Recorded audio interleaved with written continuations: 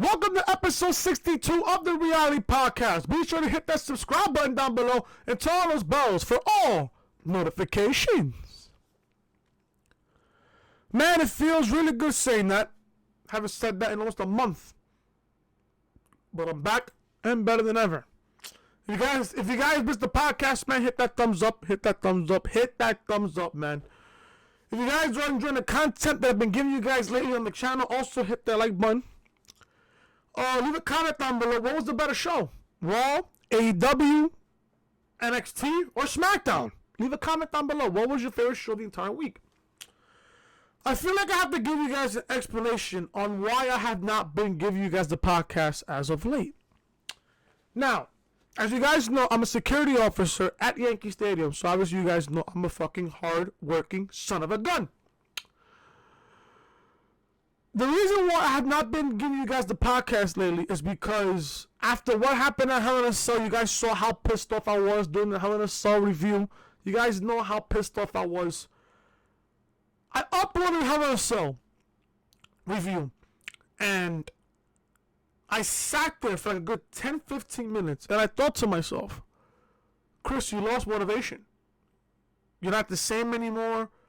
You know, you're always fucking pissed off about something and stuff like that, which I have been lately. I have no idea why. But I feel like after what happened at Hell in a Cell, I just didn't want to record anything. I didn't want to record Raw review, didn't want to record AEW, which I did that following week. And then fucking I think that following week I did before Hell in a Cell, I gave you guys AEW. And then I wanted to fucking just not record. I just sat in bed watching the shows and shit. Watching Raw, watching AEW, watching NXT, watching SmackDown. And then from there, I just didn't want to record. I would sit here, get my OBS ready, got the camera ready, got the microphone ready, and I just go blank. I just didn't want to record. Because I'm still thinking about what the fuck happened at Hell in a Cell. Like, how you fuck up that Hell in a Cell ending? How? I asked myself to this question, to this day, over the last month, why didn't you give Bray Wyatt the Universal Championship? Just why? Everybody was behind the character. Everybody was behind the Fiend. Everybody was hoping and praying that Rollins would lose the title to Wyatt at Hell in a Cell. It was the perfect opportunity to do it, and they didn't do it. Yet they gave it to us at Crown Jewel. Yet they gave us the change at Crown Jewel. And I'm there watching Crown Jewel, and I'm sitting here thinking to myself, what the fuck is going on? Why didn't you give Rollins? Why didn't you give Wyatt the Universal Championship at Hell in a Cell, but you want to give it to him 3 weeks later at Crown Jewel? What would have been the difference? What would have been the difference? The only positive here that I can obviously think of, the only positive about Wyatt taking the championship from Rollins at Crown Jewel is that Rollins is no longer champion. That's the only positive about the whole entire thing. Now I sit here watching Crown Jewel, didn't want to review the show. Cyrex asked me, oh Chris, do you need a layout for Crown Jewel? I said no. Because I wasn't going to cover the show. I wasn't going to cover the show. So I lost Crown Jewel. I seen Crown Jewel. And then I changed it, left the network, went to AMC, and saw Michael Myers movies all fucking night. Favorite Halloween movie is Halloween H2O. My favorite Halloween movie of all time is Halloween H2O. It's a classic. It's a very good movie. If you guys haven't go watch it, go watch it. It's a very good movie. So, and on top of that, I didn't want to flick recording because I wanted to spend more time with my friends and my family and Jessica and everybody else. I wanted to spend time, go out and party and just have a good time. Just have a good time. I needed a breather. Just put it like that. I needed a breather. Yeah, I watched TM's videos. Storms hasn't been doing videos as of late. Storms, I hope you're doing good. Bro, I hope everything that you're going through, you're going past it. If you need anybody to talk to, bro, you let me know. If you need somebody to talk to, you hit me up. You let me know, bro. You let me know. But yeah, I've been watching TM's videos. I've been doing TM's thumbnails as of late for the past couple of videos that he's done. TM, if you're watching, if you need anything at all, bro, you let me know. You know, you don't have to hesitate. Just let me know, bro. Let me know. People were telling me and shit, oh, Chris, are you going to cover Crown Jewel? No, I'm not going to cover Crown Jewel. I'm not covering Crown Jewel. I'm recording this for you guys for Friday afternoon. You guys are going to get this on Saturday in the afternoon. I'm recording this for you guys on Friday afternoon. You guys are getting this tomorrow on Saturday. People want my thoughts on Crown Jewel. The show is trash. The show is just terrible. I fell asleep at least like 6 to 7 times. 6 or 7 times I fell asleep watching the show. And the best part of the entire show was Cesaro versus Mansoor. That was the best match of the entire night. That was the best match of the entire night. The tag team turmoil made no sense. Tyson Fury versus Braun Strowman, terrible. Brock versus Cain Velasquez, terrible. I got a news article here on Brock Lesnar's original opponent for Crown Jewel, and it wasn't supposed to be Cain Velasquez. From what I'm hearing, Brock's original opponent was not Cain Velasquez. Wait till you guys hear this on the podcast later on. And then they ran Natalya versus Lacey Evans in the first ever women's match. I'm like, I guess. I don't care. I guess. It was just there. It was just there. And then we got Rollins versus Wyatt in the Force Count Anywhere. Match can't be stopped for any type of reason match for the Universal Championship. You gave Wyatt the title at Crown Jewel. Okay. Do I care? No.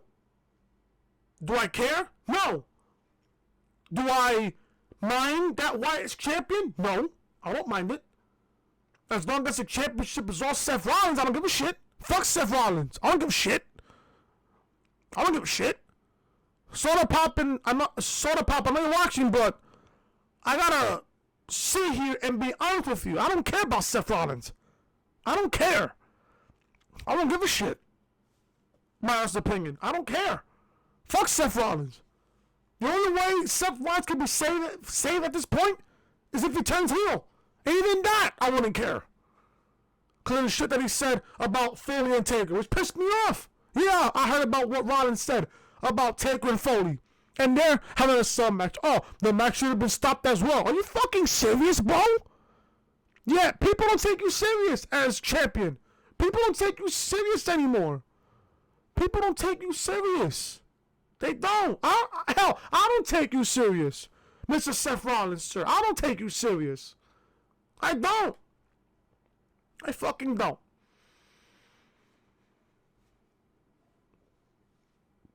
I just don't know, bro. I don't know. But Wyatt's champion now. Good. Good. The only way that can fucking save him at this point is if you give him a match, and this is my opinion. I don't know about you guys, but this is my opinion. At this point, it's either you build him up to a point where he's unstoppable and have him be the guy to retire The Undertaker at Survivor Series. Because I gotta ask this question.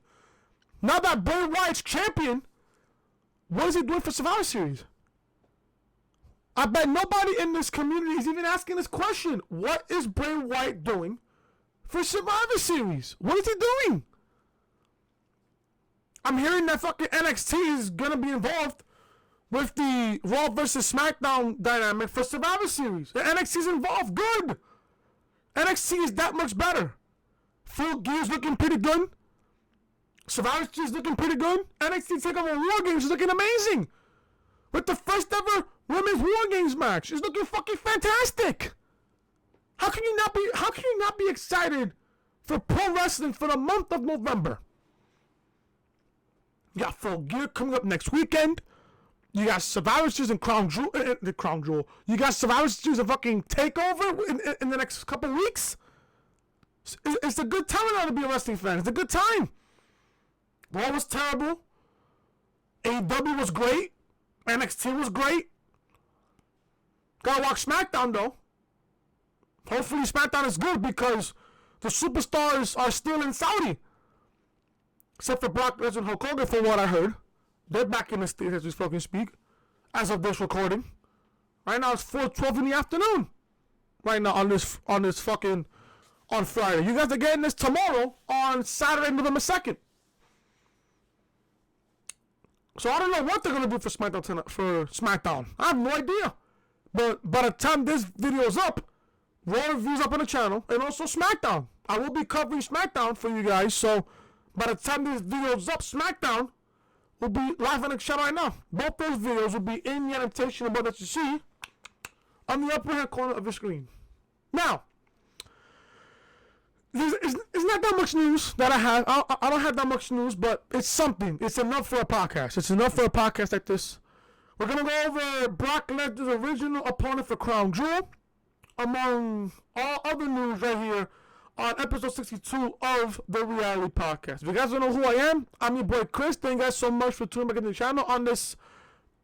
By the time this is up, it's going to be Saturday, November 2nd, 2019. Thank you guys so much for tuning back into the channel. If you guys enjoy SmackDown, I'm assuming you guys watch SmackDown tonight. If you guys enjoyed AEW, if you guys enjoyed NXT, if you guys enjoyed all the wrestling that has happened this week, because Raw was fucking garbage, AEW was great, NXT was great, SmackDown, I gotta watch it tonight. But if you guys enjoy SmackDown, NXT, and AEW, man, hit that thumbs up. Leave a comment down below what you guys thought of the podcast, and also what was the best wrestling show the entire week? Raw, AEW's, NXT, or SmackDown? Let me know down below in the comments section. If you guys are also new to the channel, be sure to show your support by hitting the subscribe button down below and turn on those guys for notifications. Monday Night Raw reviews live on the channel right now. Link to this video will be in the annotation above that you see in the upper hand corner of your screen. This is the official home of the Reality Podcast, so make sure you are following me on social media. Twitter, Chris was Warrior, Snapchat, Chris was Hater. And like I said, folks, if you guys are enjoying the content, be sure to show your support by hitting the subscribe button down below and turn on those guys for all notifications. Let's begin episode 62 of the Reality Podcast right here on the channel. We're going to begin the podcast here with this piece of information on Brock Lesnar, the current WWE champion. Brock Lesnar's original Crown Jewel opponent has been revealed. Now, as you guys know, Brock Lesnar competed against Cain Velasquez on Crown Jewel back on Thursday, where Brock Lesnar successfully defended the WWE Championship. Now, Tyson Fury defeated Braun Strowman at Crown Jewel via a countout. I don't know why Michael Cole said a TKO. It was a countout. But he almost had a different opponent. The Wrestling Observer newsletter noted that the company's original plan for Crown Jewel was to have Tyson Fury face Brock Lesnar at the Saudi Arabia show for the WWE Championship. It is reported that the match was, quote-unquote, discussed, but they honestly went with Cain Velasquez once that deal was made. This is what Dave Meltzer said in that quote. According to those internally, Lesnar versus Fury was discussed but never got past early discussions, likely due to Velasquez having a storyline from the past and being the biggest star in the U.S. market, end quote. Cain Velasquez is a bigger name in the U.S. market, but he also needs knee surgery. This is the reason why this match against Brock was so short in the first place, which we'll go over in just a little bit. Tyson Fury seemed to enjoy his experience in a wrestling ring, but it's likely that he'll move back to the boxing world now to focus on his next fight, which will be in February. So there you go right there. So Tyson Fury was supposed to be Brock Lesnar's original opponent for Crown Jewel. Interesting. Now, does this even mean anything at this point? No, it doesn't. It don't mean shit. You're going to put a boxing superstar against a former MMA fighter that's the WWE champion. Would that be a first? Maybe. That would possibly be a first. A boxing superstar against a former MMA fighter? I guess, yeah, depends who you talk to. But other than that, who's going to care now? Crown Jewel's past us. Who's going to care after that? I'm not. Are you? No. No. But I'm going to follow up that report with this report here. Why Brock Lesnar versus Cain Velasquez was so short at Crown Jewel, if you guys were even wondering why. Brock Lesnar defeated Cain Velasquez with a Kimura lock at WWE Crown Jewel to retain the WWE Championship. This guy, his UFC went back for him, but there's a reason why the match was so short. The Wrestling Observer newsletter noted that the company booked such a short match because Cain Velasquez is injured. No shit. His knee is apparently worse off than they first thought. This is what the Wrestling Observer newsletter noted also, and I quote, Velasquez's knee was worse than expected. The idea was always for a short match, with the Paul Heyman-style Goldberg match layout of big moves, but with Velasquez's knee in such bad shape, they changed it to a match where nothing much happened, end quote. It was thought that Velasquez could have stem cell treatment, but now the belief is that he needs surgery. At this time, there is no word on whether his scheduled tag team match with Rey Mysterio for Mexico City will happen later this month. So WWE signed a injured superstar. I also heard that AEW was going to sign Cain Velasquez until AEW found out that Cain Velasquez is hurt. So why would you pay somebody who's hurt? So AEW told Cain Velasquez, get the surgery, recover, and then come back, and then from there we'll talk to you about signing with us to All Elite Wrestling, which never fucking case. Vince's desperate ass didn't care if Cain Velasquez is hurt. So he just signed him and got him to all of a sudden, signed a contract with the company, and then he got a WWE Championship match. Can I ask, what did Cain Velasquez do to gain a WWE Championship match? Nothing. He just signed a contract. His name is valuable. You'll get a championship match because your name is big in the U.S. market. Did you just look at the fucking match at Crown Jewel? The match lasted 2 minutes. The match lasted longer than a fucking quickie. Than a normal sex quickie. Who cares? Cain Velasquez just get better, and then eventually you'll come back better and stronger than ever before. But at this point, who gives a shit? At this point, who gives a shit? Like I said, I do not have that much news. Alexa Bliss. I want to piss off some Alexa Bliss fans real quick. I really do. Alexa Bliss doesn't seem too happy right now. Oh, I wonder why, Miss Bliss. I wonder why. Alexa Bliss went to Saudi Arabia last time WWE traveled to the country. She went with Natalia to wrestle, but Saudi Arabia wouldn't let her compete. This time was different for women's wrestling in Saudi Arabia because they brought Lacey Evans instead. Not long after the announcement was made about the first ever women's wrestling match in Saudi Arabia, Alexa Bliss tweeted out a picture of herself sitting in the stands with a simple caption of "dot." Period. That period could say a lot. During SmackDown this week, for about the time WWE showed the highlights from the first ever women's match at Saudi Arabia, Bliss tweeted out an animated gif of Seth Meyers saying, yeah, we know. Then Bliss tweeted out, we get it. She might not be too thrilled right now, but it's hard to gauge how she's really feeling with those ambitious tweets. Ambiguous tweets. I said ambitious. Ambiguous tweets. I'm bugging here. The timing of these messages is quite interesting, though. Her absence from SmackDown this week was also noticed. Is somebody salty because she couldn't compete at Crown Jewel? Ooh. Ooh. My God. Imagine being salty because you couldn't compete at fucking Crown Jewel. I get why Natalia competed at Crown Jewel because I think she's the longest tenured woman there. So it's only right if she got there. It's only right if Natty competed at Crown Jewel. Because I think, if I'm not mistaken, I think she's the longest tenured woman so far on the roster. She's the longest tenured woman there. And on top of that, Lacey Evans, she's the newcomer. And on top of that, the match between Natty and Lacey was just nothing. It was just there as filler. So you wanna get mad because you didn't compete at Crown Jewel. Yet you expect me to take you serious though. No. For all you Alexa Bliss fans, good. Be salty. Good. Don't care. Whatsoever. Oh boy. I have so much news here that is funny. I mean, I don't have that much news, but I don't have that much news here. There's news on 2K20 having all these fucking fixes and shit. As a matter of fact, we'll talk about that because people are telling me, oh, 2K20 is such a good game. No, the game's garbage.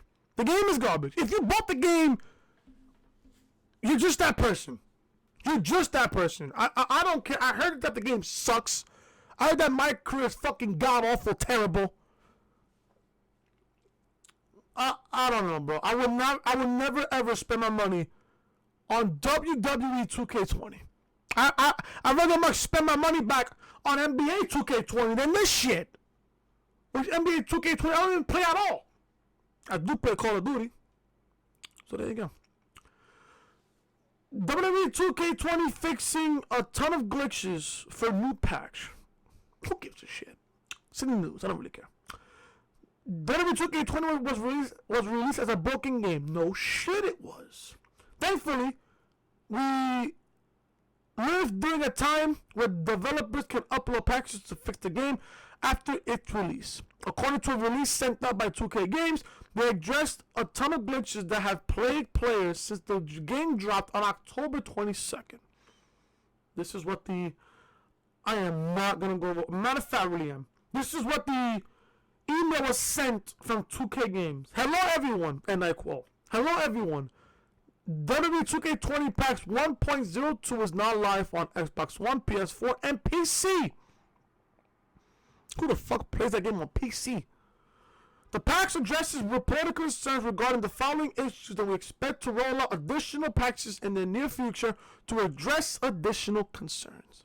Gameplay controls, graphics and clipping, hair physics, hit detection and aiming, interaction with tables, ladders, steel steps and other objects, referee actions, on-screen button prompts, characters warping or moving unnaturally around the arena, crashes and freezing, image download, entrances and attires, universal editing and saving, custom and creative superstars and creation modes, commentary and sound effects, and online stability, matchmaking, desyncs, and lag. It's a lot of shit there. It's great that they got this patch out. Hopefully it fixes a lot of the issues. It still doesn't change the fact that they were put in this position in the first place with a deadline from the company known as Bliss Entertainment while using a new engine. I seen the clips on Twitter. About all the shit moving and all that shit. I seen them all. Yeah, people want to defend the game. Say, oh, no, the game is no good. Oh, give it a chance. No. I'm not giving this game a chance whatsoever. Who cares about WWE 2K20? Who gives a shit? Do not ask me to be part of your fucking organization. Do not ask me to fucking make me a character. Don't ask me that shit. Do not. I don't give a fuck. I don't give a fuck who you are. Do not ask me to fucking. Do not ask me if you can make me a fucking character. I will say no. Do not put me a part of that shit. I really don't. I don't care. I really don't care. Oh my god. Oh my god. You know what? I'm just gonna do this because at this point, I don't really give a shit at this point. Where WWE draws the line with edgy content. This Rusev, Lana, Bobby Lashley storyline is fucking god awful. Just know it's god awful. Jesus fucking Christ. Lesnar team is getting a bit edgier with their storyline decisions, depending who you talk to at this point. The Lana and Rusev angle with Bobby Lashley is a great illustration of this. Sex sells, but there's a limit to how far the company will go. no segment, no fucking storyline will be ever better. Well, should I say no segment will ever be better than the Edge and Lita live sex celebration after Edge won his first WWE championship. Don't at me, no cap. Mike Johnson commented on PW Insider that although the company is getting a bit more risque with their content, they won't be bringing back blood. Anytime we see blood, it is either accidental or fake, and that's not likely to stop anytime soon. This is what Mike Johnson said, and I quote, "Bliss Entertainment has been very adamant that they have zero plans to go that route, except in cases where they use fake blood, as they did at the end of the show with Seth Rollins," end quote. There used to be a time where the company featured blood on their programs, especially every week. Vince McMahon was even cutting himself on television to add an extra element to angles. That is not happening now. It will not be their practice until something drastic changes. In all honesty, the practice of blading is likely to never come back in WWE.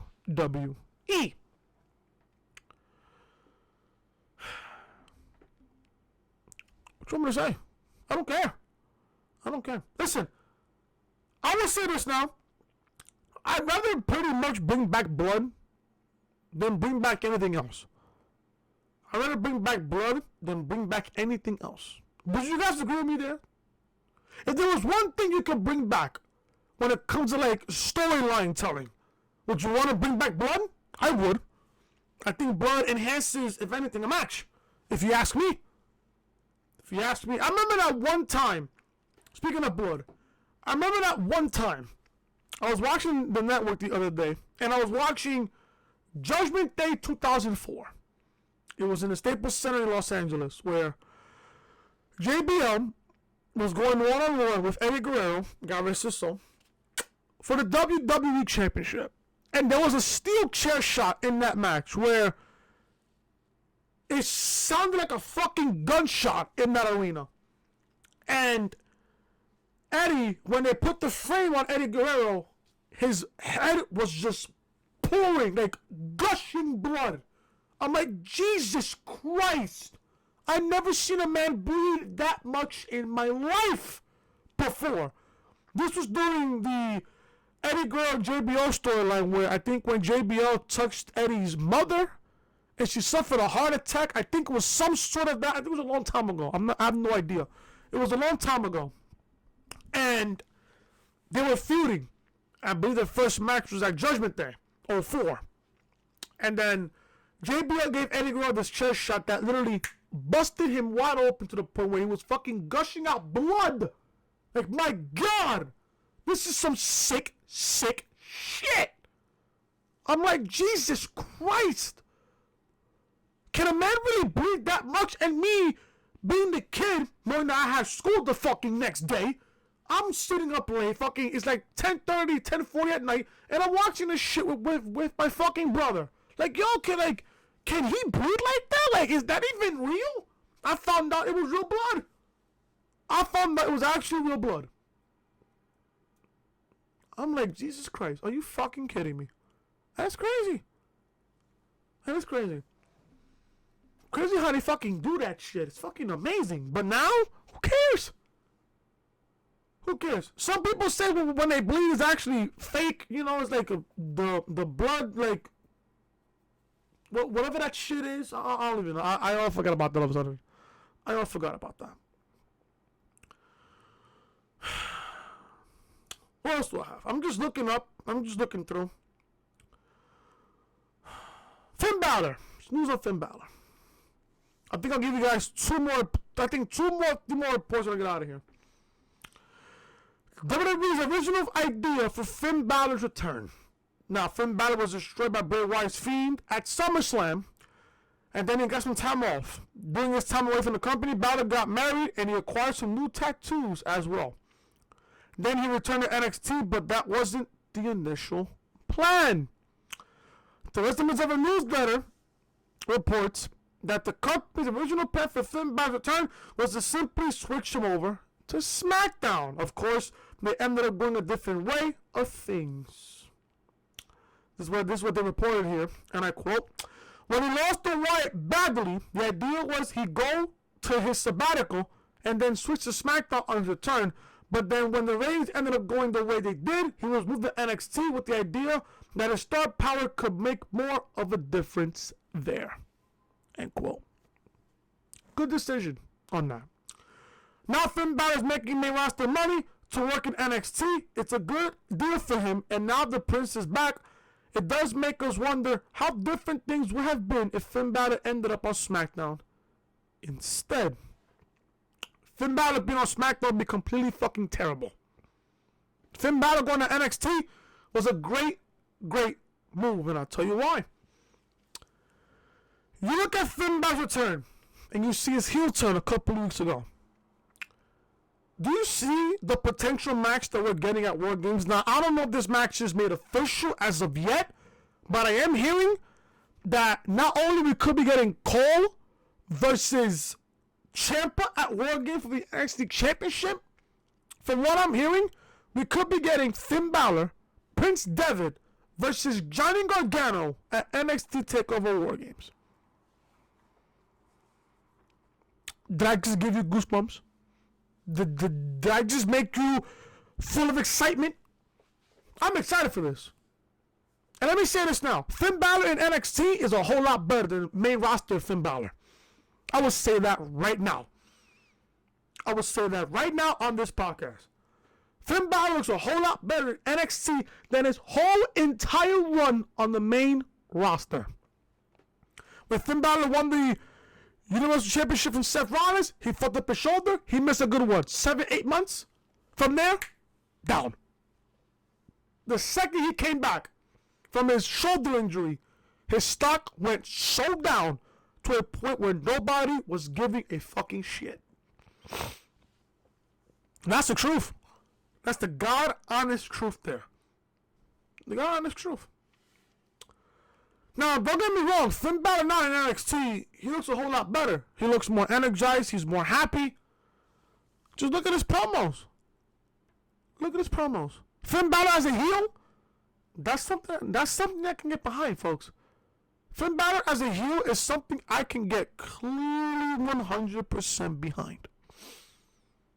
And a match with him against Gargano at War Games, I think that'll be Finn Balor's best match. One of his best matches so far in his entire career. Well, his whole WWE career. Because I know he had a great career in New Japan. I know he had a great career. Him right now in NXT against the heart and soul of NXT in Gargano.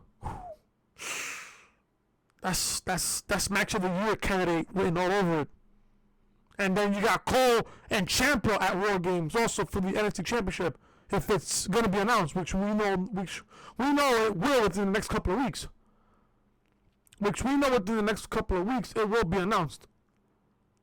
Balor and Gargano, Cole and Ciampa for the NXT Championship. We got the Women's War Games match.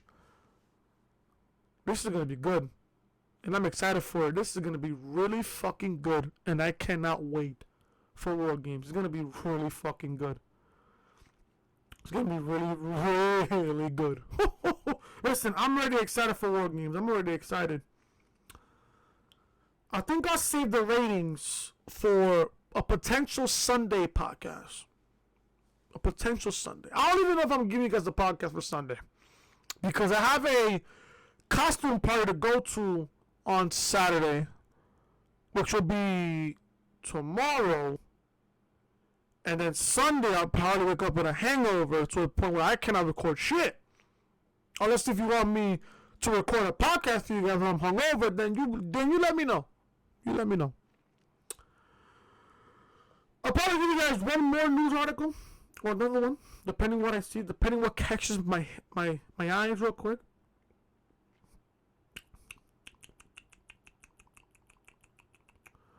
What do I have over here?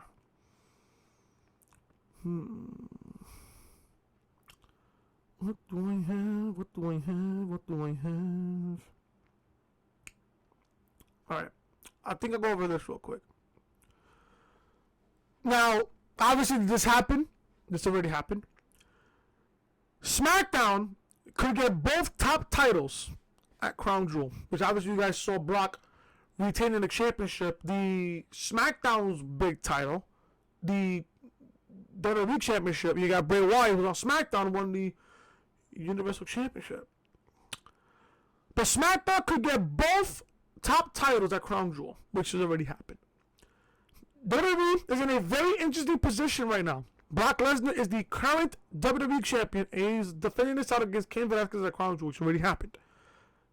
The Universal title belongs to Raw, with Rollins defending against Wyatt, which Wyatt already won. These matches won't be too much of an issue, but Wyatt is now a SmackDown superstar after the recent draft. He's also in position where the company really shouldn't be defeating him, even if the match cannot be called off for any reason. Brian Alvarez brought up on the Wrestling Observer Radio that since the Blue brand seems to be in a bit of trouble on Fox, then it could get both titles. After all, they only pulled in 888,000 viewers last week. And that's because of Game 3 of the World Series. Dave Meltzer concurred that the company might put both titles on SmackDown. This could be a good lead-in to tell a story through Survivor Series. We'll have to wait and see what happens at Crown Jewel, which already happened already. If the company moved the Universal title to SmackDown, it might capture some interest. If anything, fans are used to not seeing the Universal title on Raw for extended periods of time, with Brock Lesnar as the former Universal Champion. Now, obviously, you guys seen Crown Jewel. This report happened a couple of days ago. This was reported on October 31st. We're already on the 1st, going into the 2nd. Bray Wyatt won the Universal title at Crown Jewel. He's a SmackDown superstar. Brock Lesnar is the current WWE champion on SmackDown.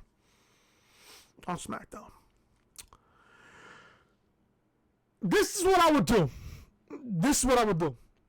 Because there is still this rumor heavily going around that Brock Lesnar will go one-on-one with Roman Reigns at WrestleMania for the WWE title. Now, I've been saying this before. I said this on the podcast many, many times.